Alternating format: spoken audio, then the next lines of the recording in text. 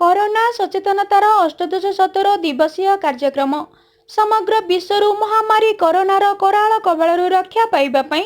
सचेतनतार आवश्यकता को उपलब्धि करी निरस्त्र सैनिक भाव लड़ुची जाजपुर जिले में दशरथपुर ब्लॉक अंतर्गत बाबलपुर स्थित देशर अग्रणी समाज कल्याणकारी लोक संगठन चिन्मय प्रतिष्ठान और प्रतिष्ठान द्वारा परिचालित मंगलपुर स्थित dolphin dance school and group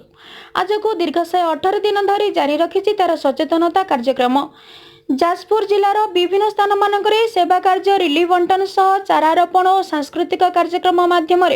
जनमानस सचेतनता जारी रखिथिबा बेले आज दशरथपुर ब्लॉक कटिकटा पंचायत विभिन्न स्थान में महाप्रभु श्री जगन्नाथ कोरोना सचेतनता नामक सचेतन धर्मी नाटक परिवेषण करा जायतिला। एथिरे नाट्यकार तथा निर्देशक साधु नीलू बाबा, प्रतिष्ठान राष्ट्रीय अध्यक्ष चिन्मय दास, डांस ग्रुप निर्देशक मिहिर कुमार मल्लिक, अध्यापक भरतचंद्र बेहेरा, अभिनेता शशिकांत पंडा, भागवत मल्लिक, मानस सेठ, वरिष्ठ समाजसेवी श्रीजुक्त केदार नारायण परिड़ा समेत अनुष्ठान समस्त सदस्य माने योगदान करथिले।